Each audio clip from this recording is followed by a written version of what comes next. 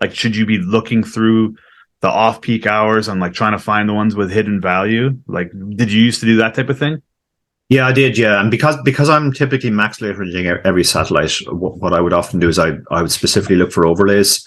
You do get a lot of overlays midweek, in particularly in satellites. There was one satellite I remember where I literally I was watching it, thinking of late registering because it was overlaying, and there were 2 seats and there were 4 people left. If I came in, it was going to be basically 5 for 2 seats. But one guy had a massive chip lead. And he actually got it in against the other 3 players, and he had them dead on the turn. And realizing that he was about to bust them, I immediately clicked the reg button, and he eliminated the 3 of them. I came in and basically got a seat without having to play a hand. Oh my God.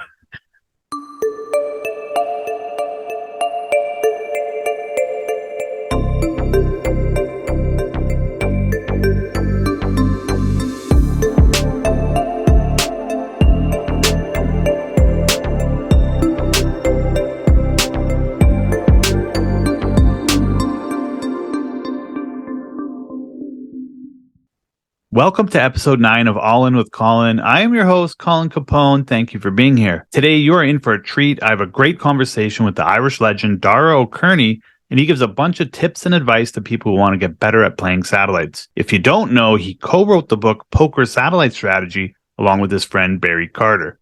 I'll also give you my tournament of the week. Basically, I look at all the low and medium bind tournaments available and pick one that I think has tremendous value that I think we should all be playing. But first, I'm going to kick off the show with some shoutouts to people who had recent success. Shout out to Dan Turner, aka Ace Poker Shark. He took second out of 3,260 entries in Scoop 59 medium. Cost $55 to enter. He took home second for $11,000. Congrats to QQFRTNR. He spun a $250 ticket into a $25 World Festival on GG. Finished 6th out of 7,061 for $2,678. Congrats to Shane Mellert. He jumped into a $400 last chance WSOP live circuit event. Well, all he did was get down to 7 big blinds and came back and won it for $20K, a ring, and a seat in the Tournament of Champions in a couple of weeks. And finally, congrats to Gene Calden. He's 100 years old, plays poker 5 to 6 days a week in Florida. He's been playing the Moneymaker Tour, which kicked off there the past couple of weeks. Actually, he made a final table in one of the first events and actually knocked out Chris Moneymaker in it. But later on, in event 5, he took first place, won it outright, $5K and a trophy. Amazing job. You know, I'm sure you're aware we lost the legendary Doyle Brunson, who recently passed away at 89 years old. He had a huge impact on the game. He's going to be missed by many. In October 2021, he tweeted, "We don't stop playing because we get old. We get old because we stop playing." Gene won that tournament at 100, and I think that's proof of what Doyle is saying. So keep it up, Gene, and rest in peace, Doyle. All right, my next guest is the co-host of the award-winning podcast, The Chip Race. He's a co-author of the Poker Solve books, including Poker Satellite Strategy. He's an ambassador for both Unibet and CardStrat, poker pro who crushes both live and online, and the 2007 Irish 24-hour running champion. I am very excited to welcome Dara O'Kearney to the show. Dara, welcome to All In with Colin. How are you? I'm good, thanks, Colin. That was quite the intro. Thank you for that. Yeah, you know what? I had to cut a lot out too because you do a lot of stuff. I don't know how you fit it all in, man. Yeah. I'm a bit of a workaholic or obsessive personality, I guess you call it. Yeah, and I appreciate you taking the time to meet with me today. So I know you're busy, so I appreciate that. 24-hour running champion. So did you actually have to run for 24 hours? Yeah. Basically, I was a marathon runner, a recreational marathon runner for about 10 years. And I gradually got better, but I was never going to be elite. And then at the end of my marathon career, I decided I'd try an ultra marathon. Ultra marathon is basically anything longer than a marathon. So it comes from everything from 60 kilometers, which was the first race I won, which is basically 1.5 marathons, to 24-hour races. And actually, there's longer stuff than that. There's 6-day races and stuff. So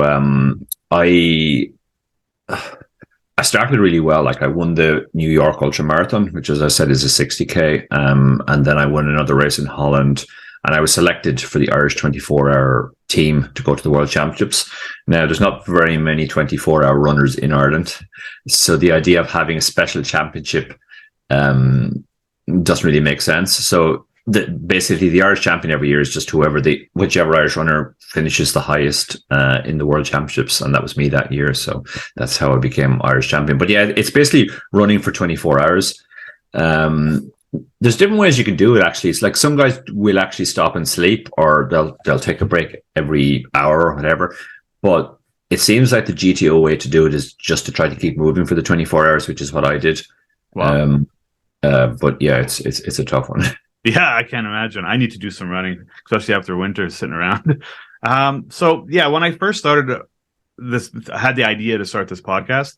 I was trying to think of like who I could get potentially as a guest on the show, and immediately like you came to mind, like one of the first, like in my head, I had an idea and I thought, go towards amateurs, look into, low buy-ins, try to satellite into big live events. And you literally wrote the book on it. I have the book. It's right here. I read it. A lot of my friends have read it. And so, yeah, I'm very excited now that you're actually here. So I want to kind of just get into it because, we only have like half hour or whatnot. Sure. So first off, and I asked ChatGPT just, I put that on Twitter there, and man, this was amazing. I was stunned at how good the questions were. I think I might have discovered how David Lapham does our research. Yeah, yeah. People might be out of jobs with this, or they'll have to use it to help them. But unbelievable. So, what did inspire you to write the book Poker Satellite Strategy? It was always kind of an ambition to write a book, even before poker. It was just kind of something like it's in my family. My father wrote 20 books in the Irish language. Both of his sisters have also written books. One of them has written multiple books. So it's kind of in the family. It's one of those things which is sort of valued in my family, let's say. But specifically in poker, what happened was I used to more or less specialize in satellites online. That's where most of my income came from. And without blowing my own horn, I think I was one of the top 2 or 3 satellite players in the world because I had figured certain stuff out, which other people just hadn't, even good top regs. And people used to say, you should write a book on satellites. But at the time, I was like, well, I don't really want to give away all the secrets because I'm actually doing very well out of satellites. But then the the online landscape kind of changed.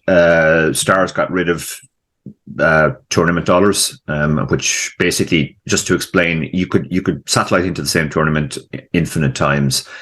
You had to play the first bullet, but then everything else was just converted to tournament dollars, which you could use to buy into any tournament. So that was basically how I made my money online for the most part. The Stars got rid of that system. I was also looking to play less live, so I wasn't trying to satellite into many live events. So I kind of moved away and wasn't specializing in satellites anymore. And Barry Carter had written an article years ago about the 10 poker books that should have been written that never were written. And I think top of the list was a book on satellites. And there was a feeling among the publishers that a book on satellites was too niche. Not enough people would want to read a book specifically on satellites. But Barry came to me and said, look, will you write the book with me? And since I was getting out of satellites anyway, I thought, okay, now is a good time to do it. So I didn't want to hold anything back. I've spoken to a few poker authors since, and they've said, you did it all wrong. You basically put everything into the book. You're just supposed to give enough to sort of make the book interesting, but you don't want to give away all the secrets. But I figure if you're going to write a book and people are going to take the trouble to read it, then you should make it as good as you can. Put absolutely everything in there. So that was very much the approach. It was like, okay, I'm going to basically do a brain dump of everything I know about satellites, and that was inspiration, basically. Awesome. So I see on Twitter sometimes where people who've had success, who've read your book, and then they tell you, you must hear that a lot, where people say, yes, I read your book, I won a satellite, I got to go play this live event in this country, and maybe they had a cash, maybe they didn't, but they had a nice life experience. So that must make you feel good when you hear those stories. That's actually the most rewarding thing of all about the book.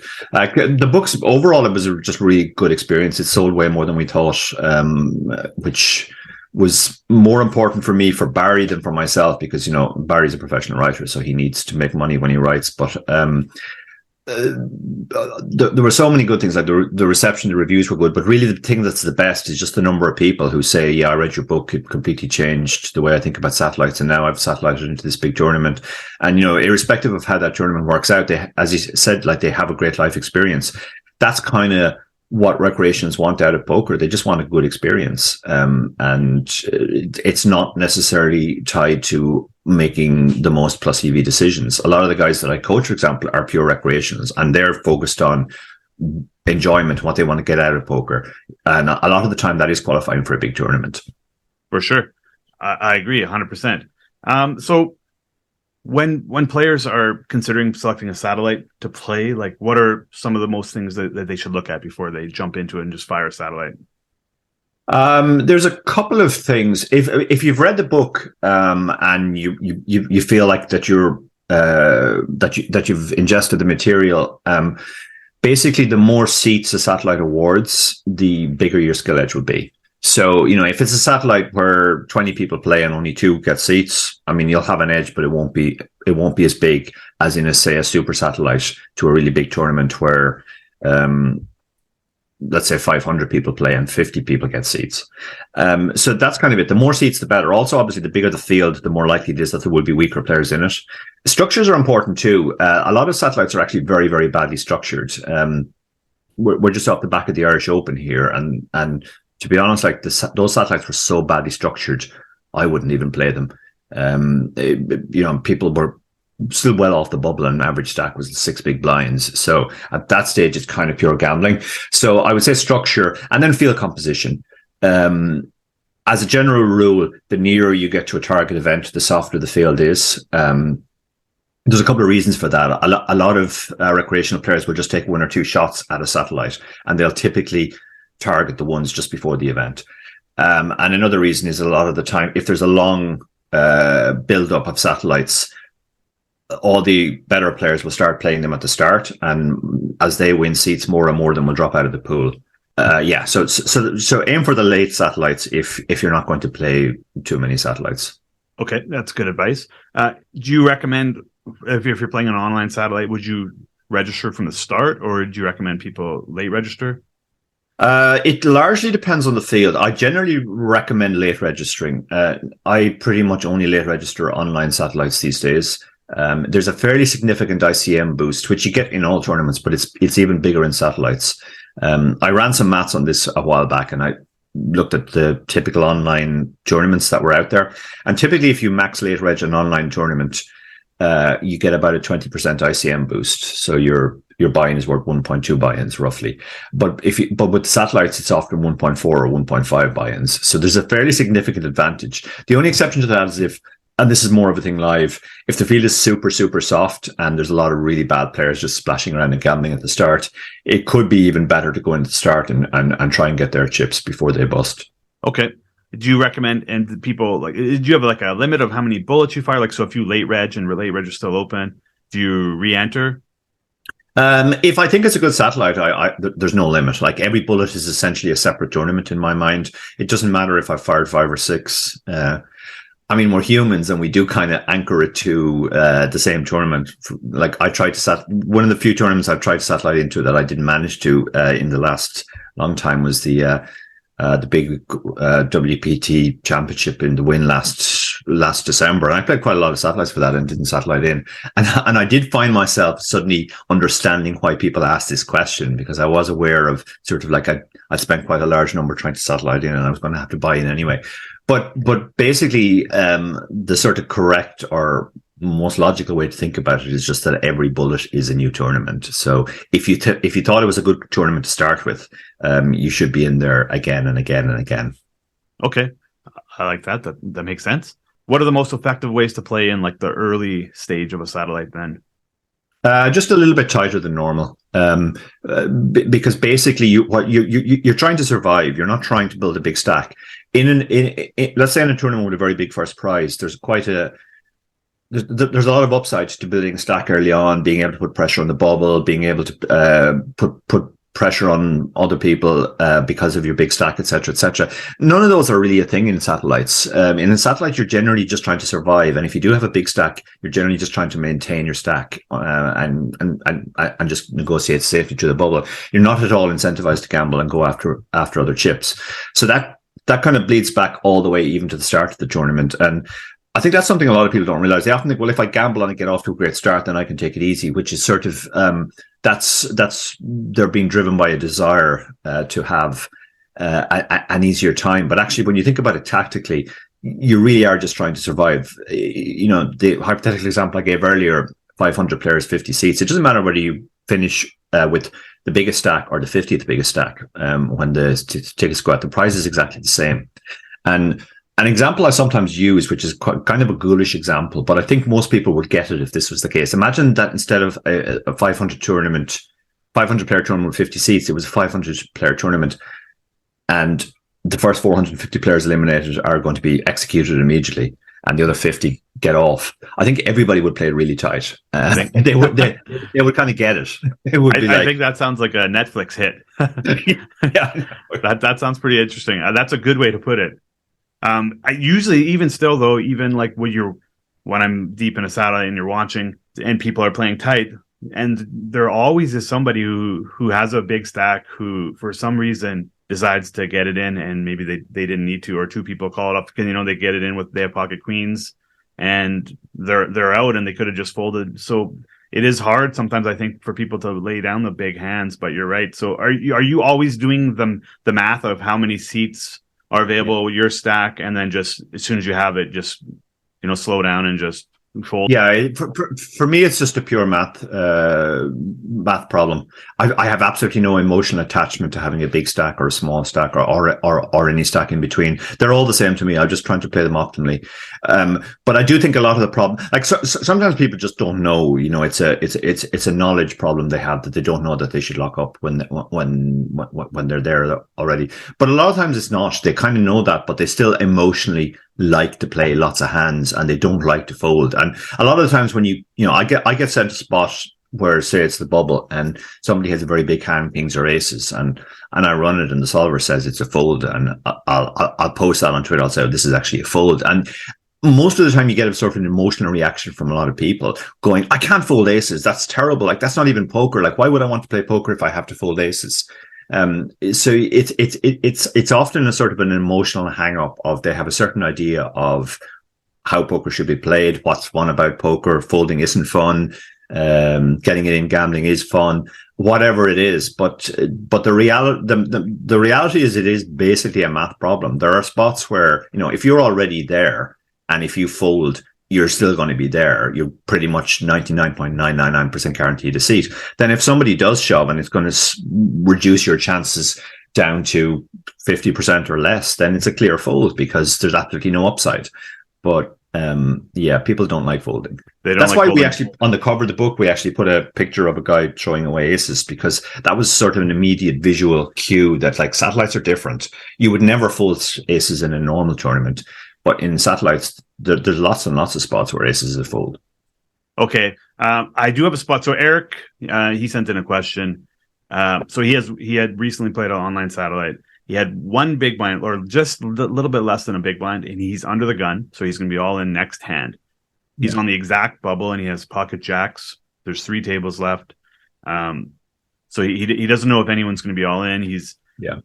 And so does he go all in with the jacks, knowing he's going to be called, or does he fold, hope somebody busts? So he was, struck in this spot and wasn't sure what to do.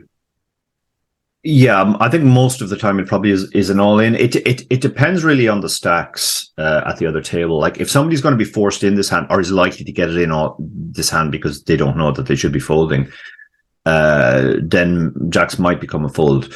You're basically weighing up two probabilities. Probability number 1 is, what are the chances my jacks win if I stick it in, and therefore I survive this hand? And sticking it in now is better than sticking it in the next hand, because if we stick it in the next hand, that's our big blind basically.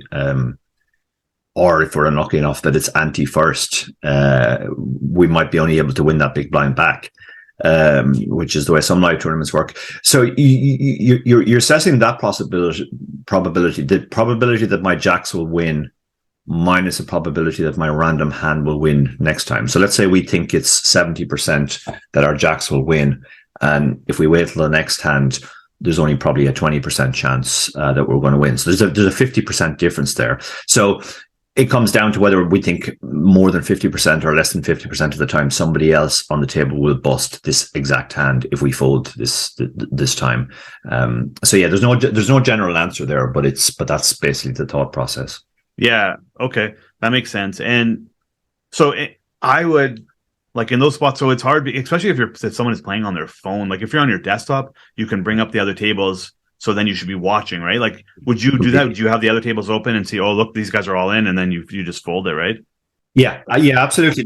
The very first time I qualified for the WSOP main event was on PokerStars back in the day when Stars ran WSOP satellites, and it was a 1,100 runner field where there were 54 packages worth 14K. And I was pretty short the whole way, so I was, paying attention to other stacks. And then with 60 left, I got lucky. I got ace king in against ace king in, and I four flushed the guy to double up. So I was relatively comfortable, but I was still watching the other tables, and I had all the tables open. And there was one guy on another table. We were on the exact bubble, so 55 left, 54 packages.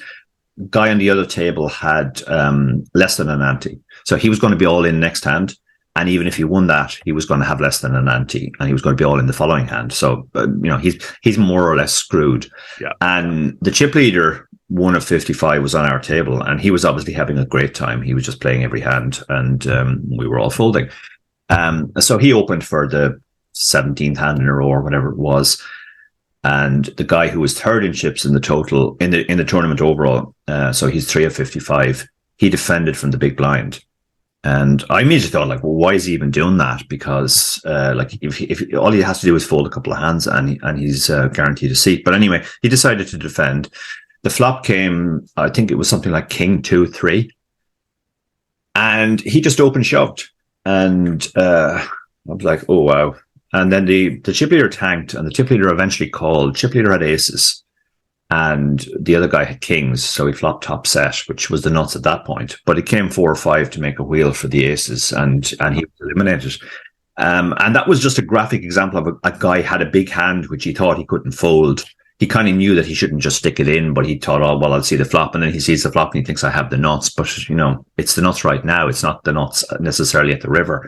So he just had no reason to get involved. But it was interesting when I obviously that was a very memorable hand, because the other guy on the table with a fraction of an ante ended up getting the 14K package as a result.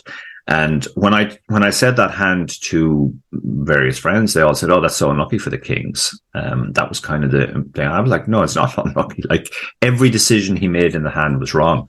He should have folded pre-flop. He certainly shouldn't have shoved the flop. He got phenomenally unlucky. He got runnered, although an ace would have done as well. So, but that's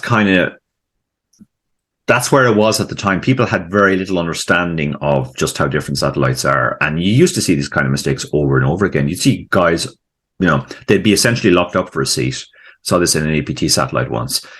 There were 8 seats and a guy was third in chips, and he called an all in with pocket eights, which it would have been a call in a normal tournament, but it was never ever a call in a satellite.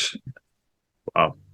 Yeah, Mac on Twitter, he asked, after the success of poker satellite strategy, have you noticed an improvement in the standard ability of people? Like, people catch on? There has been a considerable improvement. I don't know how much of that is down to the book, obviously, but I think a certain amount of it certainly was, because our book was aimed at recreational players, and it is noticeable that there's a lot of recreations now who play satellites very, very well.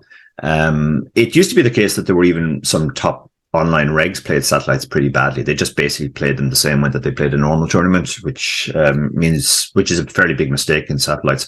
But it is noticeable, and I do have lots of friends who take the piss out of me saying I completely ruined satellites, but I don't really accept that charge, because I think one of the reasons why I quit satellites is because recreational players weren't really playing them anymore. Too many regs were playing them. When I started specializing in satellites, very few regs played them. There was actually kind of snobbishness about like, why would you play a satellite? That's not a real tournament. So I was able to make a fortune in the early days because I was one of the few regs playing them. As more and more regs moved into them and got better at them, it became tougher. And then the recreationals just started. I guess they just kind of noticed that they were never winning anymore. And it was particularly bad on Stars. There was about 10 regs, and let's say there were 5 seats every night, and at least 4 of those seats were going to those 10 regs. And every so often, a random recreation will get one of the others. And I think the gap was too much. I mean, obviously, some players are always going to have an edge, and the more work you put in, the better you will be. But when the gap is too big between the guys who are taking it seriously and the guys who aren't taking it seriously or as seriously, then the other guys are going to stop playing. You know, that's why people won't play chess for money, because the better player always wins. If we ever reach that stage in poker, the recreational players probably won't be as willing to play for money either. So I think it's actually been good to sort of bring the level of recreational players up. And another thing is the distinction between reg and recreational is not as clear cut as it used to be. There's a lot of regs who actually put very little work into their game, and they're usually the ones complaining the loudest about the content that's making everybody better. And there's lots of recreationals who put in a decent amount of work, you know, whatever they can, a couple of hours a week. They read a few books, they watch videos, they sign up to training sites, whatever, and they actually get better. So, you know, it's no longer the case that the pros are necessarily better than the recreationals. I know lots of recreationals who are better than the average pro. Do you think that with a lot of the structures that you said they're not as good now, so when they're more turbo-y structures, like I know on the GG satellites, near the end game, everyone's really short, right? Like people you got 1 big blind, 2 big blind, and you might be miles ahead of people. So those must be more, you know, it kind of evens it out for the Recs, maybe. Yeah, it does actually. It's one of those things where Recs often think they want better structures, but you know, it's a zero-sum game, so better structures aren't better for everybody. And I think one of the reasons why the sites have moved more towards turbo structures, particularly in satellites, is they do recognize that the more turbo a structure is, the more luck is a factor, and therefore the less skill is a factor, and the less edge the pros will have, and the more often the Recs will win. So yeah, that's definitely a point. Yeah, and I like when they have tournaments where like you have to buy in at the lowest level, and then you can't unregister, and you're in the next level, because then maybe a lot of the, you know, so you started off small and you've worked your way into the next stage, and then the next stage, and you can't buy, as long as you can't buy into to one of the later stages, you'll get more recreational players in there, because maybe the pros don't want to start so small and feel like they're wasting their time.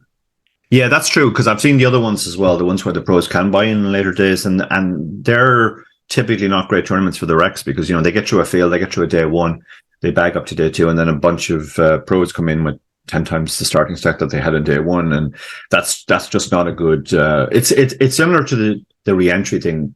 When you have unlimited re-entry in tournaments, that's actually very bad for the ecosystem overall, because typically it's the pros who are re-entering, and the recreations just get swamped. Then again, this is fresh in my mind because it just come off the Irish Open, where it's possible to re-enter 8 times. You can do a total of 9 bullets, and a lot of recreationalists said to me afterwards that they don't like playing the Irish Open anymore, because, you know, pro gets knocked out, he goes and re-enters, gets knocked out again, he re-enters again, etc., etc. So there's a lot of it's another example of the ways the ecosystem can be kind of skewed. Yeah, I agree. I wish there was a cap on re-entries to 1 or something. I think single re-entry is kind of reasonable. Like if you let's say you travel to a tournament and you get cooler than level 1, or you get very unlucky and you get a bad beat, then I think most people would like to be able to re-enter. But yeah, the unlimited re-entries just seem wrong. I was playing in a satellite for that Win 10K in December on WPT Global, and on 1 bullet, and I knocked out the same girl 3 times, and she kept re-entering.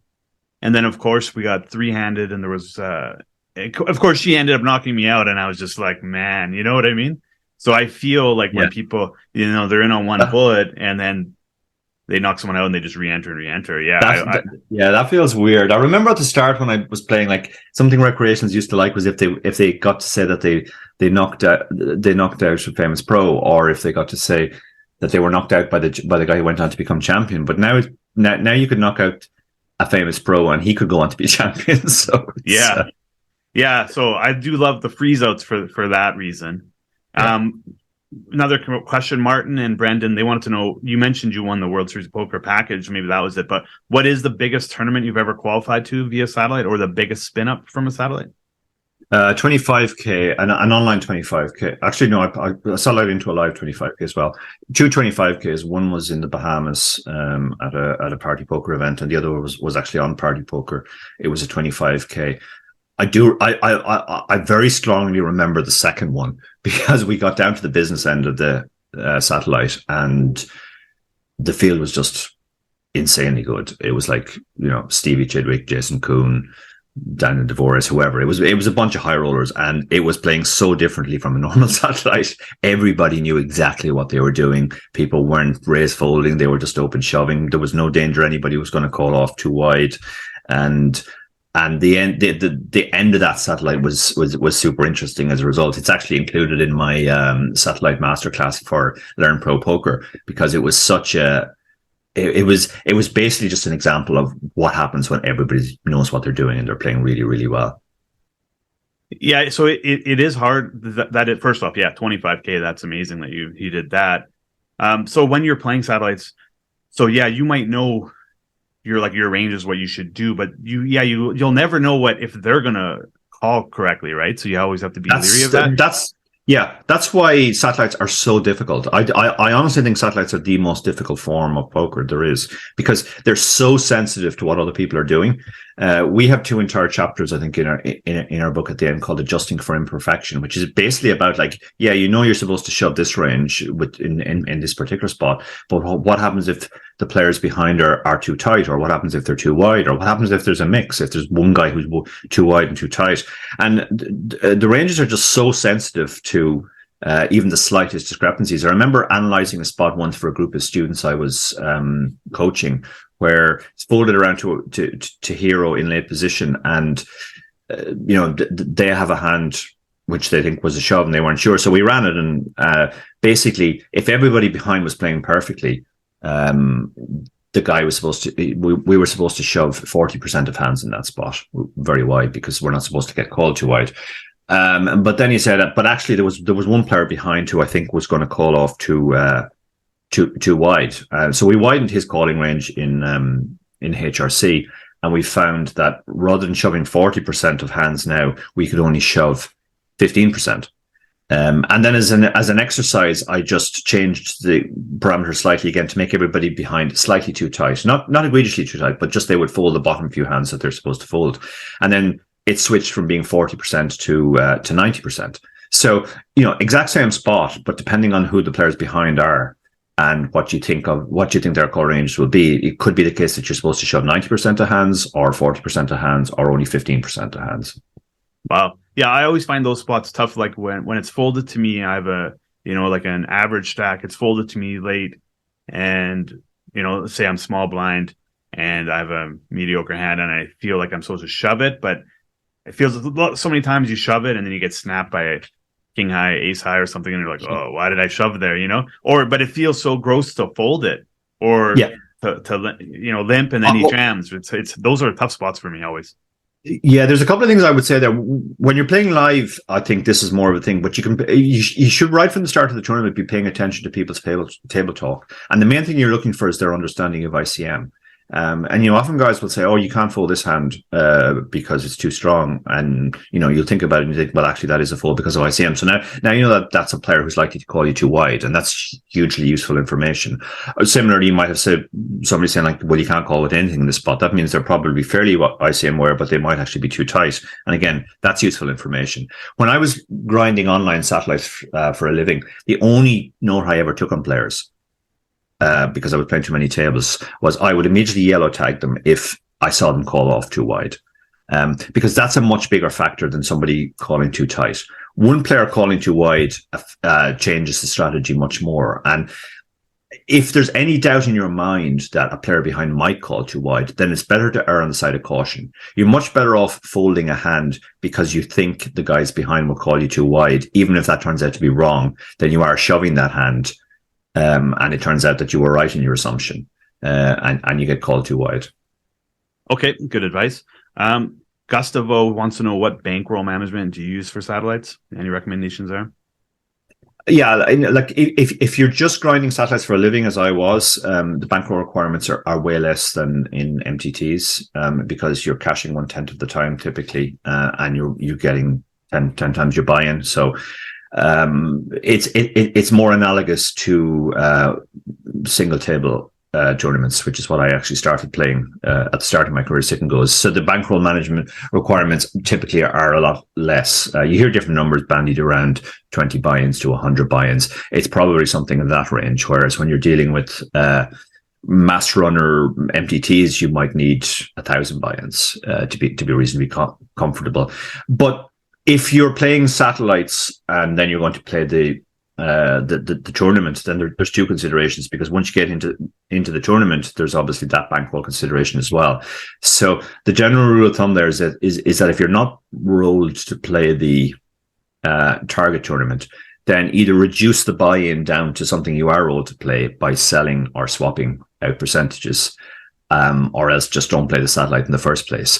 But again, that's for people who are focused on bankroll management, trying to make their living from it. For recreationals, typically it's just a shot, and even for pros, it's fine to take shots as well. You know, if you try to qualify for the World Series main event and you don't, but you don't do your entire bankroll on it, you just do a small portion of it, and you try that every year, that's fine.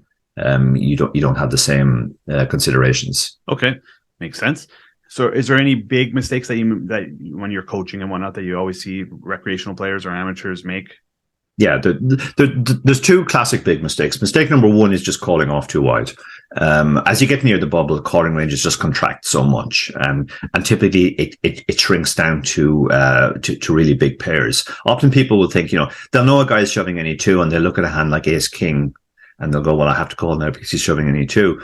But when you run Ace King against even any two, it's only got low 60% in equity, and often you need 70-80% equity to successfully call off. So typically that will only be the really big pairs. Calling off too wide, particularly multi-way. Like, there's a lot of spots multi-way where even if we're short and we're one of the shortest, and two people who cover us are all in before it gets to us, Kings becomes a fold. And that's counterintuitive, because if you're one of the shortest and you're kind of thinking, well, I need to gamble and try, and if I win this, I triple up. But actually, when you actually run the math, you'll find that you just have to be very, very tight in multi-way spots. Even big pairs then can become folds. That's mistake number one. Mistake number two, which is less common, but I do see quite a lot, is players locking up too early. I had somebody send me a spot recently where I think they were third. Yeah, they were third of 7 with 5 seats, and it was folded to them on the button, and they had Ace King, and 16 big blinds, and they said, "Well, I was third of 7, so I thought I was just locked up, so I just folded."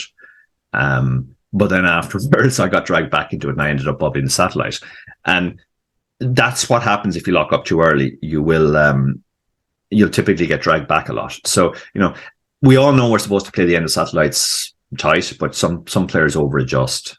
Don't overdo it, basically. Yeah, I think I've been guilty of doing that before as well. And for some reason, satellites seem like they're so painful. Like, when you do make a mistake, like I got it in once, like you had brought up the 3-way pot. And then I realized after the fact, had I just folded, I would have won the seat. And it hurts, and it lingers with you, eh? It's huge. It's huge. We actually have a section in the book on the mental game of satellites, because it's so different from normal tournaments. Because essentially what happens when you bubble a satellite, when you bubble a normal tournament, what's happened is you haven't min cashed. And typically you're short. So it's not that big a deal. But when you bubble a satellite, essentially you've missed out on first prize, because all the prizes are equal. So it's kind of like all or nothing. That is a really gross bubble. And even when I played satellites full time, those bubbles hurt for sure. Like, if you're playing for a 10K EPT package or something, and you end up bubbling, it definitely hurts more than even bubbling the Sunday Million, where the min cash is a couple of hundred. 100%. Okay, so another question. Max still asked, so I know you mentioned you don't play satellites full time, but what role do they play these days? Do you still play them at all? Do you use them to cut costs or take shots? Mostly cause costs, I guess. Typically, if I'm going to play an online a live tournament, or even the big online ones, I guess it's actually different. Yeah, the live satellites, the satellites for live events that I play, whether it be that live or online, typically tend to be events that I'm going to play anyway. So it's a cost cutting thing. But then sometimes, if there's a big series on, and I'm not going to play the biggest games, but I might try the satellites. And that's essentially a shot take. Then they become a bigger part. I mean, part of me regrets writing the book for sure. Because the satellites used to be a lot softer, and it's debatable, or it's not clear to me how much money I've lost because players play satellites better now. But basically, I explained earlier that when I wrote the book, I didn't think I was going to be playing very many satellites, but actually the online landscape kind of shifted back towards satellites again. Party had their leaderboard, which ran for a year for all the Party Millions events, which I was grinding fairly hard, and Stars are putting more effort into satellites these days as well. Trying to revive them, and obviously GG came on the scene, and they run quite a lot of satellites as well. So satellites are a bigger part of the online landscape than they were when I decided to write the book. So for recreational players, do you think like they should be, instead of just like joining a satellite on a Sunday when they're everybody's playing in the toughest, like do you recommend, like should you be looking through the off-peak hours and like trying to find the ones with hidden value? Like did you used to do that type of thing? Yeah, I did. Yeah, and because I'm typically max leveraging every satellite, what I would often do is I would specifically look for overlays. You do get a lot of overlays midweek, in particularly in satellites, and there was one satellite I remember where I literally I was watching it, thinking of late registering because it was overlaying, and there were 2 seats and there were 4 people left. If I came in, it was going to be basically 5 for 2 seats. But one guy had a massive chip lead. And he actually got it in against the other 3 players. And he had them dead on the turn. And realizing that he was about to bust them, I immediately clicked the reg button. And he eliminated the 3 of them. I came in and basically got a seat without having to play a hand. Oh my God. That's insane. I think they've closed that loophole on a lot now. Like I noticed on some of them. They have, yeah. There's a lot of the sites do that. They'll actually stop registration when it gets very near the bubble, which is understandable. I mean, for sure, it was a fairly sick exploit. That's So that's a classic case of paying attention and knowing what's going on. And wow. Okay, I got a question here. I'm gonna play it for you. Hopefully this works. Dara, what is the optimum GTO strategy to getting a complimentary copy of your next book? Asif knows the answer to this full well. I ran into Asif at the Irish Open, and there was just one of my 4 books he didn't have a copy for Endgame Poker Strategy, the ICM book, and he asked me. He immediately started haggling. He was like, "How much will you take for it?" Blah blah blah. And I was just like, I can't be doing this. This is going to take too much out of my life. So I just gave it to him for free because I didn't want to go through the haggle. Asif's much better at haggling than I am. I think Asif has got all 4 of my books now, and he's paid a grand total of $10 for the 4 of them. So yeah, he's a value hunter. That guy for sure. He's the ultimate value hunter. He's absolutely world class on this stuff. He told me, so when I had him as a guest on the show, I asked how many main events or seats he thinks he's won via satellites or packages, and he thought over 100. I couldn't believe it. Like, yeah. Myself and Asif actually met or encountered each other the very first time 13 years ago when I beat him heads up for an EPT satellite, and he gave me tremendous grief over that. He probably still doesn't let it go. He remembers. Yeah, no, he still remembers it. He remembers everything. Perfect. Okay, well, I won't take much more of your time. I really appreciated this. Maybe have you back again one day. So if people want to find you or buy your book, where should they go? Yeah, probably central hub for everything I do is Twitter. So just Dara O'Kearney on Twitter. I also do have a launching page on the web, daraokearney.com, where you can sort of get links to everything, including the books, the satellite masterclass, and all the other stuff I do. Yeah, they're probably the best places. The books are obviously available on Amazon and anywhere else you can generally get books.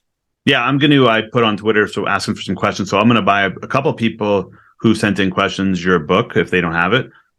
Awesome. Yeah, I think it is helpful, and I hope you get more stories. So yeah, you may have given up some pocket money, but you're getting all these rewarding people thanking you for making some life experience for them. Yeah, and as I said at the start, like that is literally the most rewarding thing about the book, and it's something I didn't really think about when we were doing the book, but it's just incredible the number of people who are like they're genuinely happy. They send messages online, or you meet them at live events and they tell you, and you can see just how much it means to them, and that's a great feeling that you've enriched a lot of people's lives in some way. Awesome. Okay, thanks, Dara, and yeah, good luck with everything, and we'll chat again soon. Thanks, Colin. Thank you.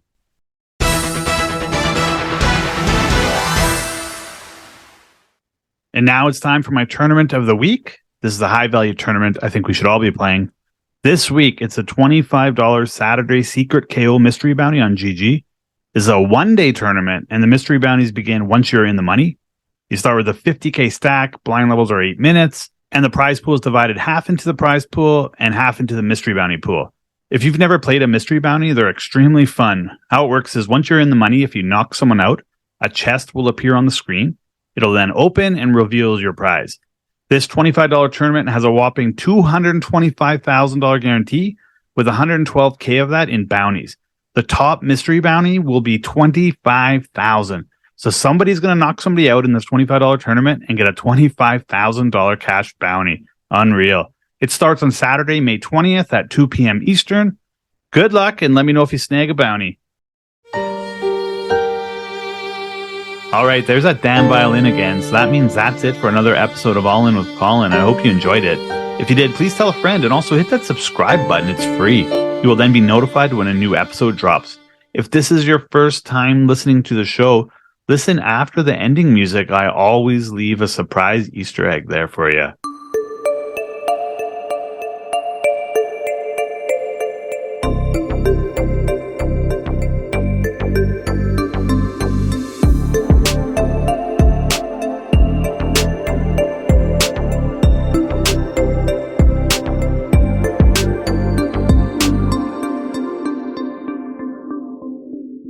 Thanks, man. I really appreciate it. No worries at all. My pleasure. You may have noticed me glancing down every so often because I am actually two-tabling at the moment. But, you two-tabling? What are you playing? Anything good? On GG. Nice. I'm not even paying attention because it's always just big blinds. I'm 17 of 19 in the game that starts at 12, the GG Masters Asia. And I actually won that the last time I played it, so it'd be nice to do a double. That's awesome. Right on. Cool. Well, maybe I'll fire it up and I'll raise you a bit. So good luck in that. Thanks a lot, Colin. Appreciate it.